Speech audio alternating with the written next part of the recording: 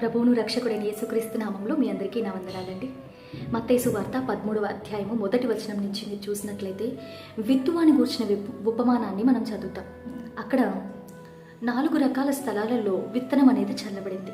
అయితే ఫలింపు కేవలము మంచి నేలలో విత్తబడిన విత్తనాలను మాత్రమే మనం చూస్తాం. ఒకటి 60 ఒకటి 30 ఒకటి 100 ఫలించినట్టు మనం చూస్తూ ఉన్నాం. అయితే ఈ దినాన రాతి నేలను గురించి మీతో మాట్లాడాలి అని నేను ఆశపడుతున్నానండి. చూడండి, రాతి నేలలో పడిన విత్తనము అక్కడ మన్ను చాలా లేదంట, అంటే మట్టి లోతుగా లేదంట. దానివల్ల అది మొలిచింది, కానీ ఎండ రాగానే దానికి వేరు లేకపోయిన కారణమును బట్టి అది మాడిపోయిందంట. ఆ ఉపమాన భాగ వివరం మనం చూసినప్పుడు ఇటువంటి వాక్యాన్ని ఏం చేస్తారంట, వెంటనే సంతోషంగా అంగీకరిస్తారంట.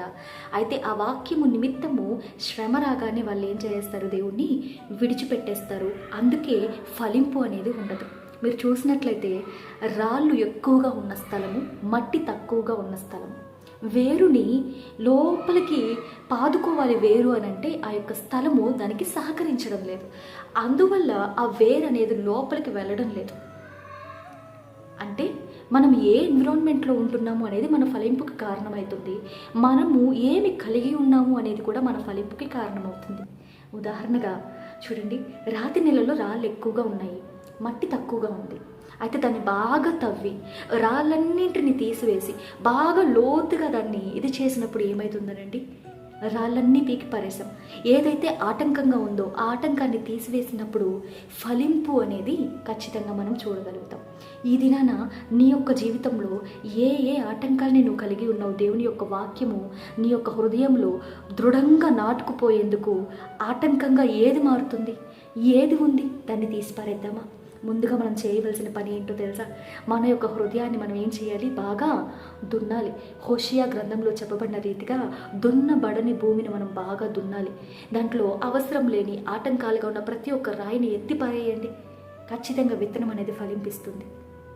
వేరు వెళ్లకుండా ఆటంకంగా ఉన్న నీ జీవితంలో ఉన్న ప్రతి ఒక్క రాయిని ఏం చేయాలి, నువ్వు తీసివేయాలి. అవి ఏమంటారా?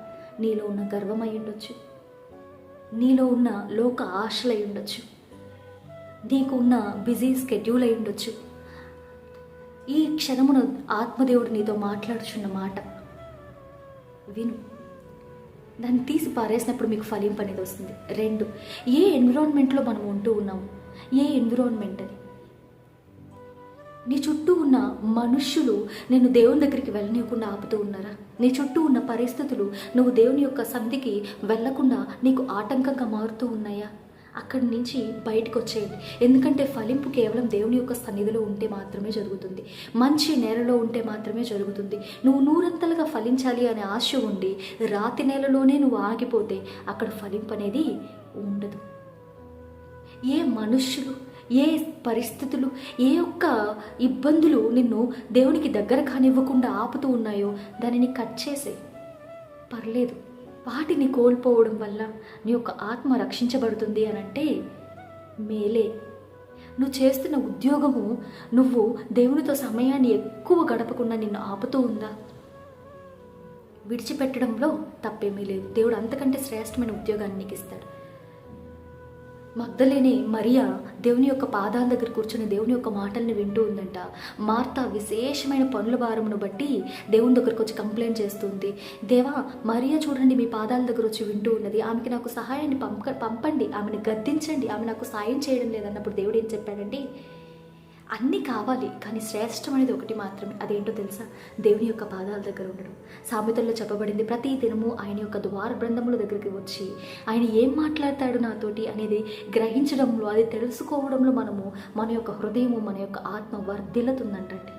మరి నీ ఉద్యోగం కానీ, నువ్వు కలిగి ఉన్న మనుష్యులు కానీ, నీ స్నేహాలు కానీ, నీ రిలేషన్స్ కానీ, నీ పరిస్థితులు కానీ నిన్ను దేవునికి దూరంగా ఉంచుతూ ఉన్నాయా? అటువంటి స్థితిలో నువ్వు ఉన్నప్పుడు ఫలింపు రావట్లేదు అని నువ్వు బాధపడుతున్నావా? గమనించండి, ఫలింపు లేని చెట్టు నరకబడి అగ్నిలో వేయబడుతుంది. మారు మనసుకు తగిన ఫలాలు ఫలించు అని దేవుడు చెప్తున్నాడు. ఆత్మ ఫలాల్ని మనం ఫలించకపోతే పరలోక రాజ్యంలో మనం ప్రవేశించలేమని వాక్యం చాలా నిక్కచ్చిగా చెప్తూ ఉన్నది. ఈ లోకంలో నువ్వు పొందుకునే వాటి కోసం పరలోకాన్ని విడిచిపెడతావా? ఈ దినాన ఫలింపు కోసం ప్రయాసపడతావా? దేవుడు నీకు సహాయం చేస్తాడు. దేవుడి వాక్యాన్ని దీవించును గాక. Praise the lord.